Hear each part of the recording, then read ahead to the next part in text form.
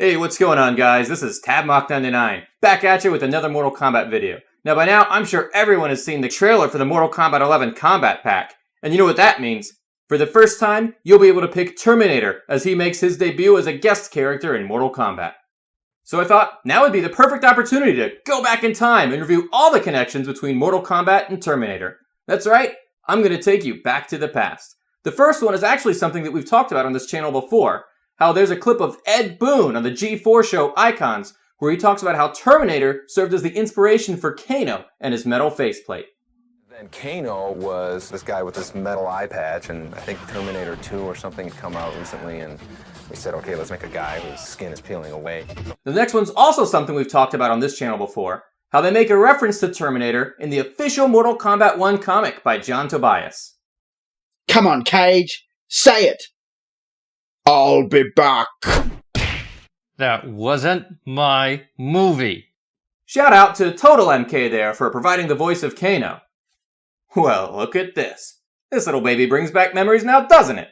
This is the Mortal Kombat 1 instruction manual for Super Nintendo. And if you check out the back, oh, look at that! It's an ad for Terminator 2, the arcade game, for Super Nintendo, published by Acclaim. But that's enough of Mortal Kombat 1. Let's jump ahead to Mortal Kombat 3. See, there's this one part in Terminator 2 with all these police cars, and if you pause it at just the right frame, reverse it, shrink it down a little bit, you can see that this is actually what they use as the background for Stryker's MK3 ending. Shout out to Sir Frank Otter for pointing that one out. Alright, so now let's move on to MK4. You remember Johnny Cage's ending, the one where he's at that awards show?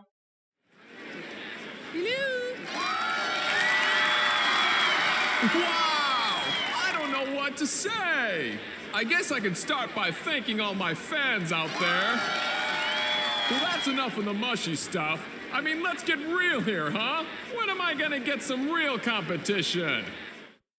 Come on, don't get silent now. Where are all the cheers? Hey, wait a minute. I'm your number one guy. I'm gonna remember this. Ow!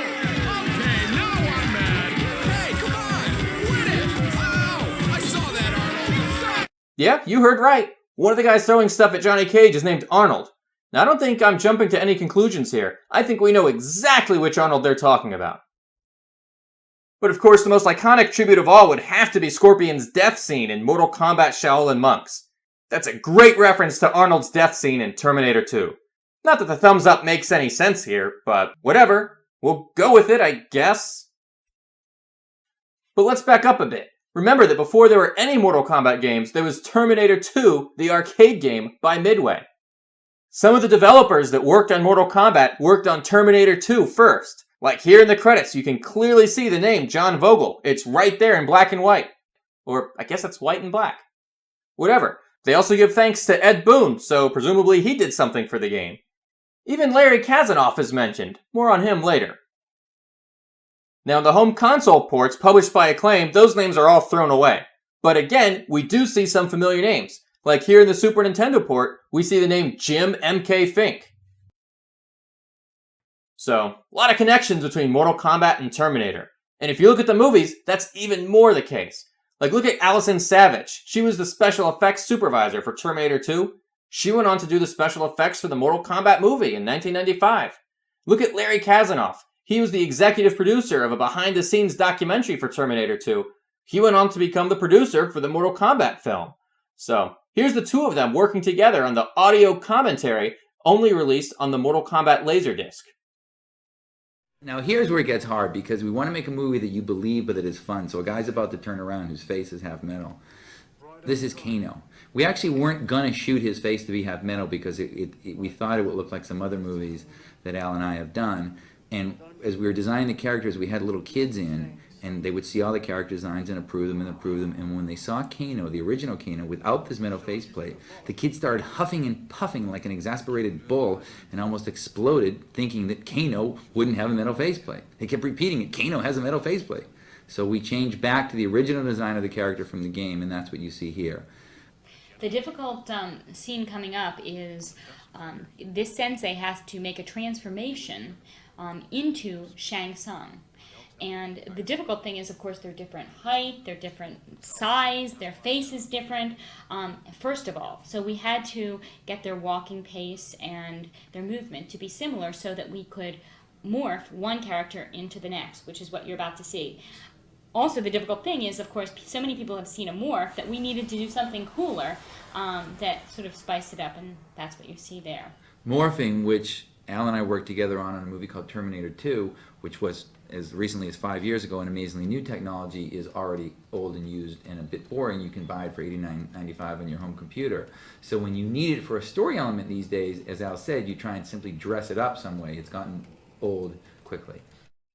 Also, Kristanna Loken, one of the co-stars from Mortal Kombat Conquest, went on to get a starring role in Terminator 3. Well, after this happened, in a lot of countries, they repackaged the Mortal Kombat Conquest DVDs to ride that Terminator hype. So, here's an example from Spain, where they sold one called Mortal Kombat Terminator. That's the only one where they put Quan Chi on the front like that. The rest of them put Kristanna Loken front and center. Like this one, Taja Exterminator, released in the Netherlands. Or this one, TX, released only in Japan. Now, TX is the model of the Terminator robot that Kristanna Loken played. Here's a Malaysian bootleg. It's actually easier to read because they put more English in it. Mortal Kombat TX. Now, when I posted photos of some of these to Twitter, Jared the dog asked, "What's Mortal Kombat Terminator? Isn't that just MK11 DLC?" And I was like, Terminator confirmed as guest. Now, even though we were just joking around at the time, it's actually happening for real now. So, I learned my lesson. Never joke. Never. By the way, there's been something interesting happening in the world of crossover comics. We all know Superman's fought against some of the Mortal Kombat characters in Injustice, not to mention in Mortal Kombat vs. DC Universe.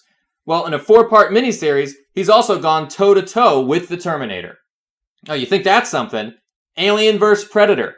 They've already been guest characters in Mortal Kombat X. Well, they've also gone up against the Terminator in another 4-part miniseries. And there is one final thing I've got to share, and this one's a doozy. So to really appreciate it, you've got to go all the way back to the beginning. I want to give a shout out to Rayon Ali, the author of the NBA Jam book, for this piece of information. If you're a fan of NBA Jam, or early video games in general, especially Midway games, then you really should check this book out.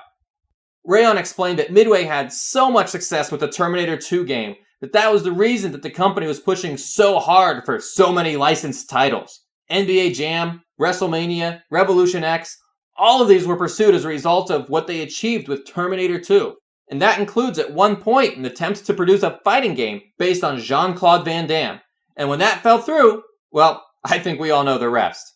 It's speculative, but it just might be the case that if there had been no Terminator 2 game from Midway, there might not have been a Mortal Kombat. So thanks again to Rayon for sleuthing this bit of information. Make sure you check out the NBA Jam book. It comes out October 22nd, and you can pre-order it at the address below. Well guys, I guess that just about terminates this discussion. Let me know your thoughts down below in the comments section. You know, the rumors are that Arnold won't be back to lend his voice to the character, although that is his face model in the game. And also, do you think Terminator fits in with the whole time travel theme of MK11, or do you just not like the idea? Let me know your thoughts either way down below. Make sure you give this video a like, just like Arnold himself would have done, or Scorpion for that matter. And of course, make sure you subscribe and hit that notification bell so you can get alerted whenever there's a new video that drops in the future. Until next time, this is TabMock99 saying, hasta la pasta, baby.